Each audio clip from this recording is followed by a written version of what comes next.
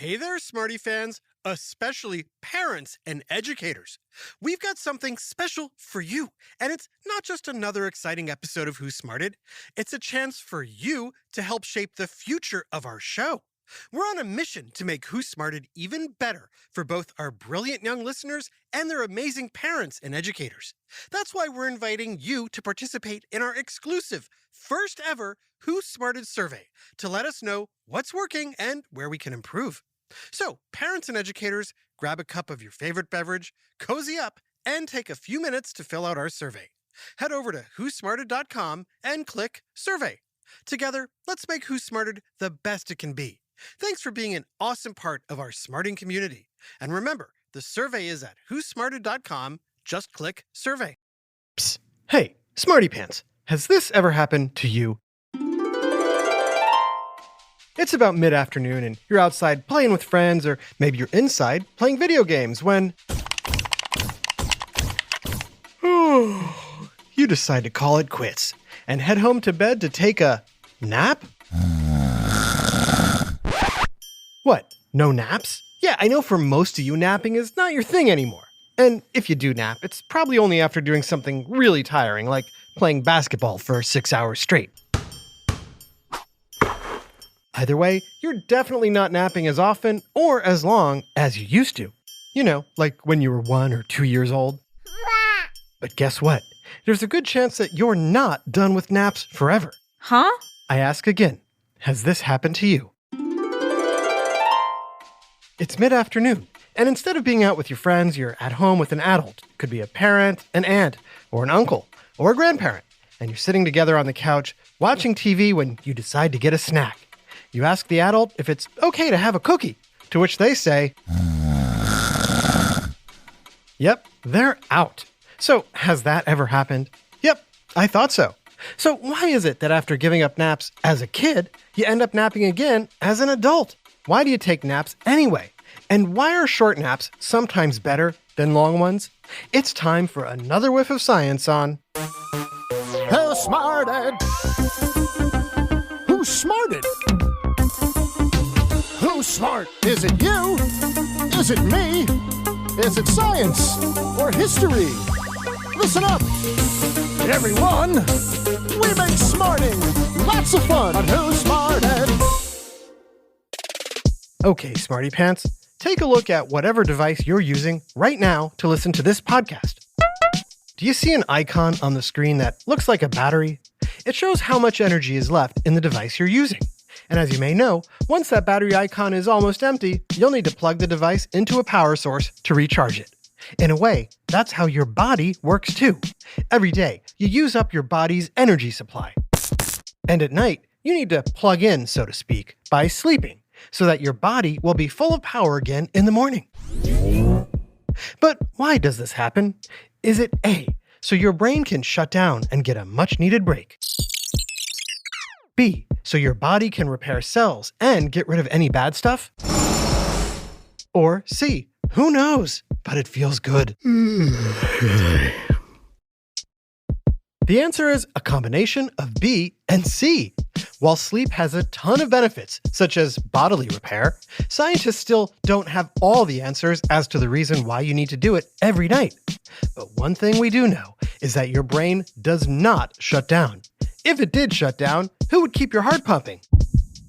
Your lungs breathing? Or your mouth drooling? While you might be fast asleep, your brain is busy doing lots of other things, including creating dreams.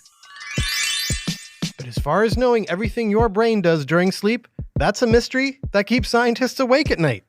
However, there is one thing your brain does that could explain why humans take naps. Think of your brain as your bedroom. When you wake up, your room might be nice and neat, with most things where they belong. But as the day goes on, your room becomes a cluttered mess of toys and schoolwork and crayons and markers and video game controllers and snacks, and don't forget the dirty clothes everywhere but where they belong in the hamper. By nighttime, your room is what your adult might refer to as, Oh wow, this place is a disaster. but believe it or not, In some ways, so is your brain. Every day, your brain is hard at work observing everything around you, and it's constantly collecting all the new things it's learning.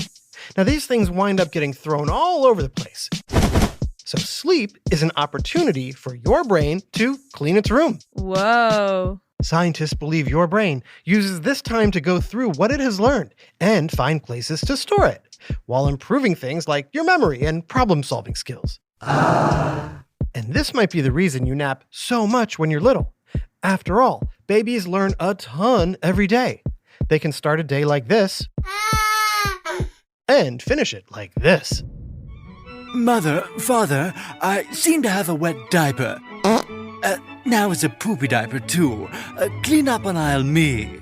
Okay, obviously not that much development happens in a day, but babies are constantly learning about the brand new world around them, while they're also figuring out how to move and communicate.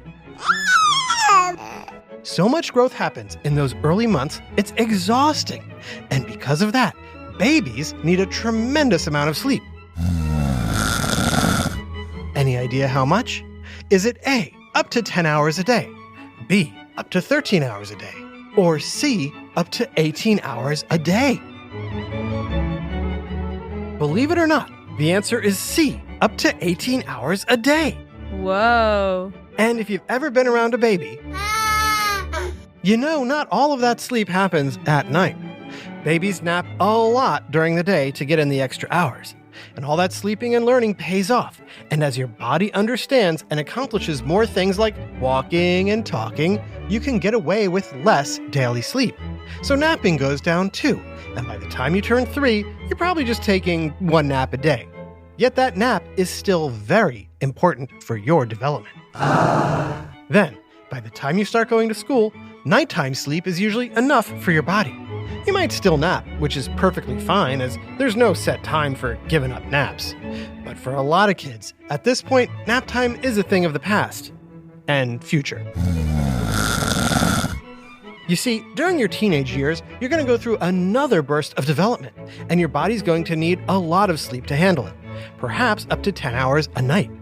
But getting sleep is not as easy as it used to be. Rock-a-bye, baby, in the treetop. When the wind blows, the cradle will fall. Mom, I'm 15. Stop trying to rock me to sleep. And please, stop singing. You're embarrassing both of us.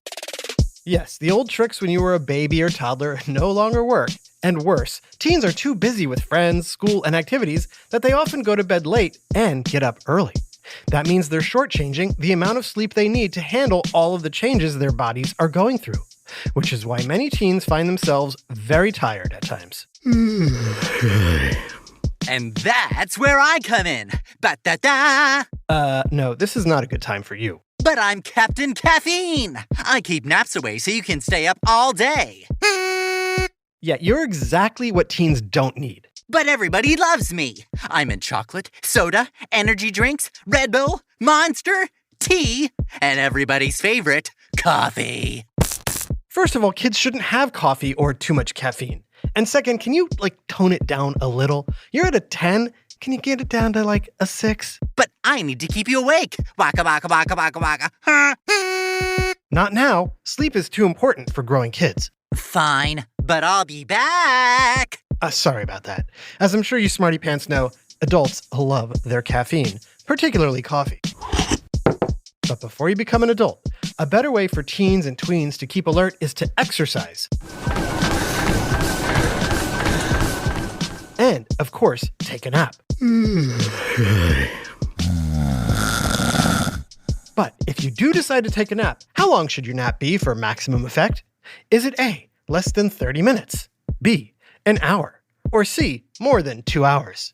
The answer is right after this quick break. Hey there, Smarty fans, especially parents and educators. We've got something special for you, and it's not just another exciting episode of Who Smarted. It's a chance for you to help shape the future of our show.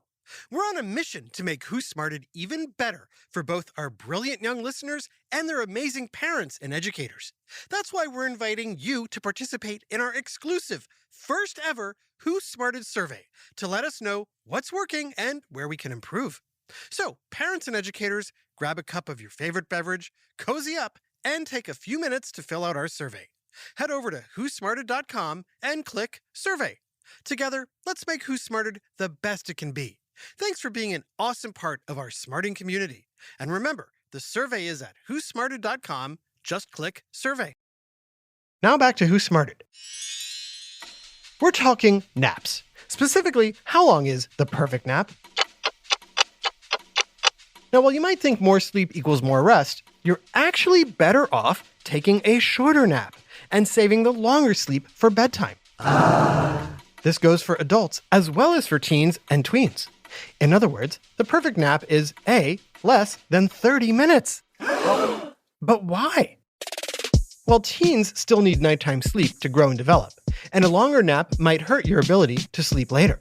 Naps under 30 minutes, often called power naps, give you energy without impacting your nighttime sleep or making you feel groggy afterwards. And these naps provide the perfect boost to get through the day. On the other hand, if you go beyond 30 minutes, you fall off a cliff and into deep sleep. Deep sleep helps your memory and creativity, but it's hard to get out of. You might feel groggy when you wake up from a deep sleep, which is why a 30-minute nap will make you feel more awake than a 60-minute nap. But if you do want to snooze for longer than 30 minutes, you'll want to go through an entire sleep cycle, which takes about an hour and a half or 90 minutes. In that time, your brain does all its memory sorting and problem solving. Your body rejuvenates and enters deep sleep, followed by REM sleep, which is when dreams happen. So after 90 minutes, you'll start a new cycle, which is a perfect time to wake up. Just make sure you don't go beyond that. A nap lasting longer than 90 minutes to 2 hours could have you waking up groggy again. And then you'll need something to boost your energy. Like me. Wake up, wake up, wake up, wake up. Not you again. Hey, without me, most adults would be fast asleep at their desks or on their couches or sitting in their cars. Now, there is some truth to that. As I'm sure you've noticed, many adults tend to doze off during the day. Why is that? After all, they're not growing anymore. Any guesses? The biggest reason adults get tired during the day is they simply aren't getting enough sleep at night. Adults need an average of 7 hours of sleep each night to energize their minds and bodies. But many don't get that. Now, you might be wondering, why is the afternoon the time when both kids and adults get tired? Well, that has to do with your body's internal clock cycles. Between 2 and 3 in the afternoon is when most people go through a natural drowsiness, thanks to bodily systems that control your awake and sleep times. This is so common that some cultures have siestas, or afternoon breaks, to give people a chance to nap. And then I'm back. Bug, bug, bug, bug, bug, bug, boo. Yes, many adults and some kids get past this drowsy period by drinking coffee, tea, sodas, or energy drinks with caffeine, a chemical that jolts your brain and nervous system, keeping you awake. Wake up, wake up, wake up, wake up, wake up. But while caffeine may be effective, Woohoo! it's not the best way to combat drowsiness. Caffeine does not allow your body to do all the important stuff that it does while napping. I mean, imagine your brain trying to organize itself while this is going on. Hey! Hey! Wake up! Trust me, even after a short nap, you'll feel better than you would after chugging down a drink loaded with caffeine. So, if you need to nap, and you can nap, toss that energy drink and just get some sleep. A big belated birthday shout out to Kanoa in Roswell, Georgia. Sorry we missed your birthday last month, but we're so glad to hear you're a huge fan of Who Smarted.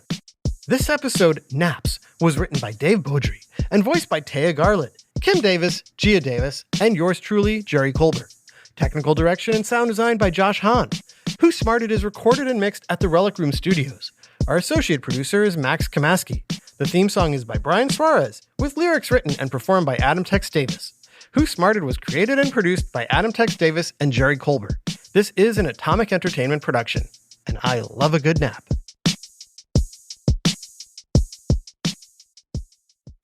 Who Smarted?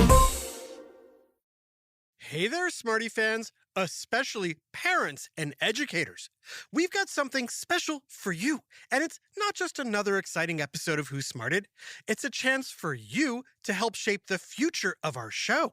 We're on a mission to make Who Smarted even better for both our brilliant young listeners and their amazing parents and educators. That's why we're inviting you to participate in our exclusive, first ever Who Smarted survey to let us know what's working and where we can improve. So, parents and educators, grab a cup of your favorite beverage, cozy up, and take a few minutes to fill out our survey. Head over to whosmarted.com and click Survey. Together, let's make Who Smarted the best it can be. Thanks for being an awesome part of our smarting community. And remember, the survey is at whosmarted.com. Just click Survey.